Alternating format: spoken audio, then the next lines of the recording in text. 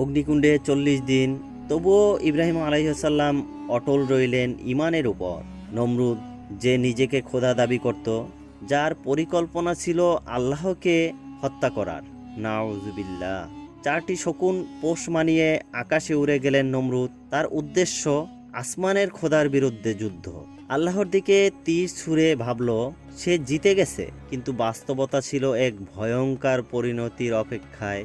এই হলো নমরুদ ও ইব্রাহিম আলাইহিসসালামের সেই ঐতিহাসিক লড়াই, যেখানে এক পাশে ছিল দুনিয়ার এক দাম্ভিক শাসক আর অন্য পাশে আল্লাহর এক প্রিয় নবী।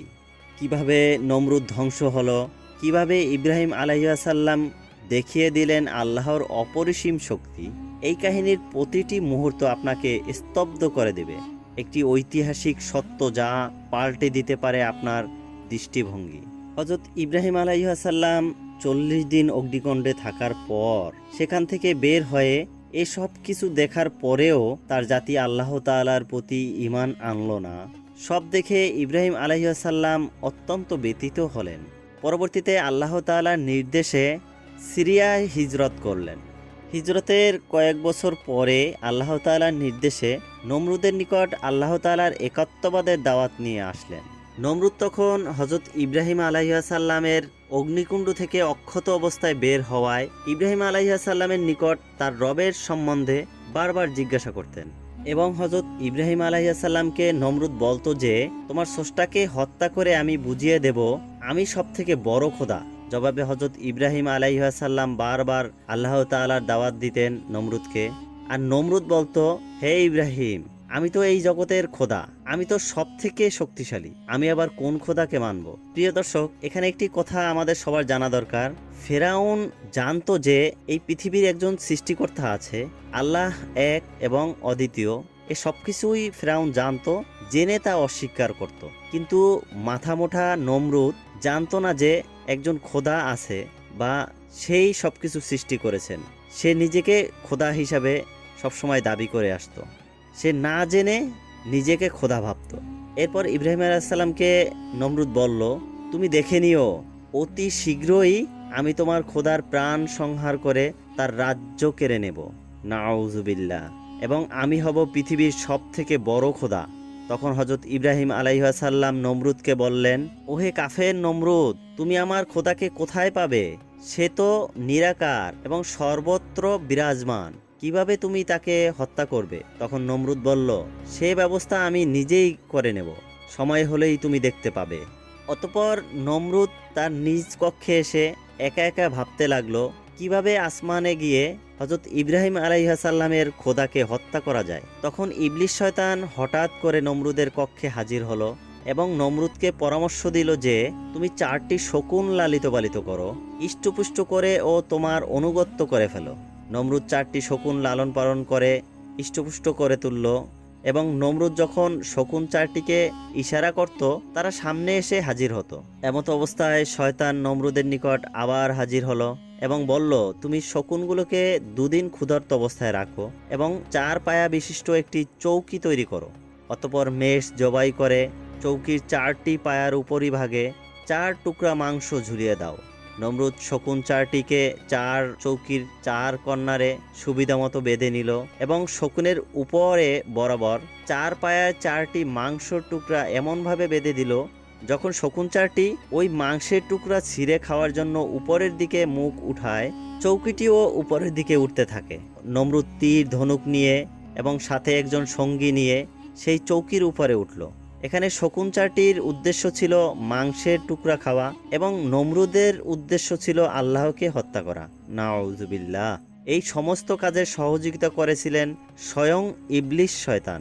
আর আল্লাহ তাআলা চাইছেন নমরুদের আশা পূরণ হোক। তাই নমরুদের ইচ্ছা পূরণ করানোর জন্য আল্লাহ তাআলা ইবলিসের মাধ্যমে সহযোগিতা করেছিলেন।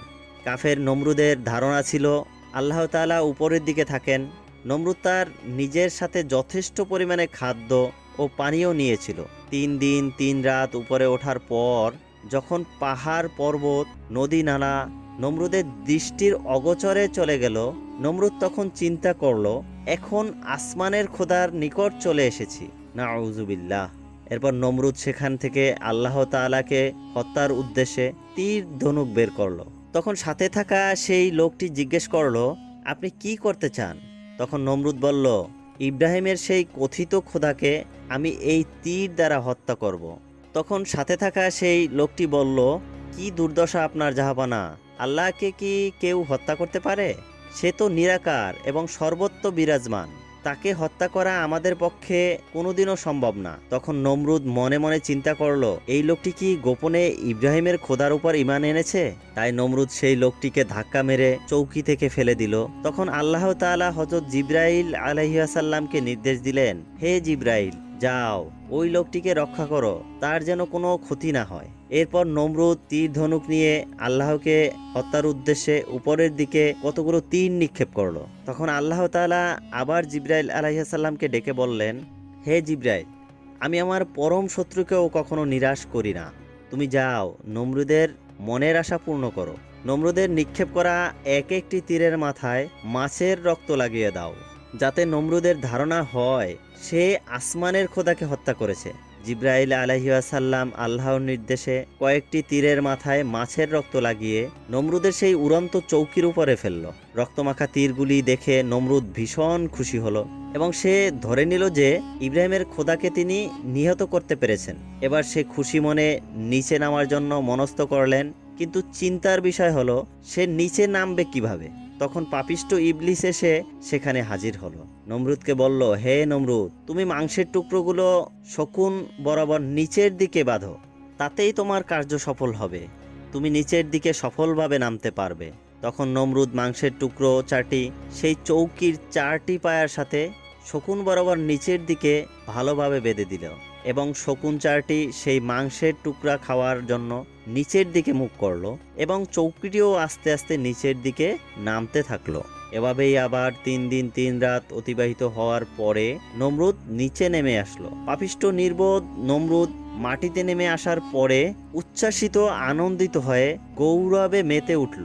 নমরুদ দ্রুত ইব্রাহিম আলাইহিস সালামের নিকট গেল এবং তাকে সেই রক্তমাখা তীর দেখিয়ে বলল, হে ইব্রাহিম, এই যে দেখো রক্তমাখা তীর, দেখিয়ে বলল, তোমার আসমানের খোদাকে আমি বিধ্বস্ত করে দিয়েছি, তোমার আসমানের খোদাকে আমি হত্যা করে এসেছি। নাউযুবিল্লাহ। তখন ইব্রাহিম আলাইহিস সালাম বলল, ওহে নির্বোধ নমরুদ, আল্লাহকে কি কেউ হত্যা করতে পারে? আল্লাহ তো নিরাকার এবং সর্বশক্তিমান। সমগ্র কুলের যত সৃষ্টি রয়েছে সবাই যদি একত্রিত হয়, সব শক্তি একত্রিত হলেও আল্লাহ তাআলার সামান্য ক্ষতি সাধন করার ক্ষমতা কেউ রাখে না। ওহে বোকা নমরুদ, আল্লাহ তাআলা তার শত্রুকেও কখনো নিরাশ করেন না। তাই তোমার দীর্ঘ 3 দিনের 3 রাতের কষ্ট সাধন করার জন্য তোমাকে একটা ফল প্রদান করেছে মাত্র। এখনো সময় আছে, তুমি আল্লাহর একাত্মবাদ মেনে নাও এবং আল্লাহর উপরে ঈমান আনো এবং তার ইবাদত করো। নমরুদ কথা শোনার পরে অনেক রাগান্বিত হয়ে বলল, আচ্ছা এই কথা, তাহলে তুমি বলতেছো তোমার খোদাকে কেউ হত্যা করতে পারবে না? তাহলে বলো তোমার খোদার সৈন্য সংখ্যা কত, আমি তোমার খোদার সাথে যুদ্ধ করব। তখন হযরত ইব্রাহিম আলাইহিস সালাম বলল, আমার খোদার সৈন্য সংখ্যা অগণিত, তা কখনো কেউ হিসাব করে বলতে পারবে না, একমাত্র আল্লাহ তাআলাই তার হিসাব জানেন। তখন নমরুদ বলল, ঠিক আছে, তোমার রবের সৈন্য সংখ্যা কত তা জানা আমার কোনো প্রয়োজন নেই। তুমি তোমার খোদাকে সৈন্য সামন্ত নিয়ে প্রস্তুত হতে বলো আমার সাথে যুদ্ধ করার জন্য। আর যদি আমার সাথে যুদ্ধ করার সাহস থাকে তাহলে সামনে আসতে বলো, আর যদি সামনে না আসে তাহলে আমি ধরে নিব তোমার রব অত্যন্ত ভীত ও কাপুরুষ। নাউযুবিল্লাহ। হযরত ইব্রাহিম আলাইহিস সালাম মুস্কি হেসে বললেন, ওহে নির্বোধ নমরুদ, তোমার যদি আমার রবের সাথে এতই যুদ্ধ করার ইচ্ছা থাকে তবে তাই হোক, তুমি তোমার সকল সৈন্য সামন্ত নিয়ে প্রস্তুত হও যুদ্ধের জন্য। তখন নমরুদ বলল, ঠিক আছে, আমি আমার সৈন্য সামন্ত নিয়ে প্রস্তুত হচ্ছি, তুমি তোমার খোদাকে বলো তার সৈন্য সামন্তকে নিয়ে প্রস্তুত হওয়ার জন্য। তখন হযরত ইব্রাহিম আলাইহিস সালাম বললেন, আল্লাহ তাআলার সৈন্য সবসময়ের জন্যই প্রস্তুত থাকেন, তারা শুধু অপেক্ষায় থাকেন আল্লাহ তাআলার হুকুমের। আল্লাহ তাআলার ইশারায় তারা সবকিছু নিমিষেই নিশ্চন্ন করে দেন। নমরুদ যে নিজেকে খোদা দাবি করত, যে আল্লাহর সঙ্গে যুদ্ধের স্বপ্ন দেখেছিল, শেষ পর্যন্ত তার পরিণতি কি হলো? আল্লাহর এক সামান্য সৈন্যই যথেষ্ট ছিল তার দম্ভ চূর্ণ করতে। ইব্রাহিম আলাইহিস সালাম জানতেন সত্যের পথ কঠিন হলেও বিজয় একমাত্র আল্লাহর হাতে। আর নমরুদ, তার সেনাবাহিনী, তার শক্তি, তার অহংকার কিছুই তাকে রক্ষা করতে পারেনি। এই ঘটনা আমাদের জন্য এক স্পষ্ট শিক্ষা। শক্তি ও ক্ষমতা দিয়ে নয়, সত্য ও ঈমান দিয়েই প্রকৃত জয় অর্জিত হয়। কিন্তু এখানেই শেষ নয়। নমরুদের ধ্বংসের ঘটনা, আল্লাহর অবিশ্বাসীদের প্রতি শাস্তি এবং এর পেছনে আরও বিস্ময়কর সত্য জানতে দেখুন আমাদের পরবর্তী পর্ব। সেই পর্যন্ত সবাই ভালো থাকুন, সুস্থ থাকুন। আল্লাহ হাফেজ।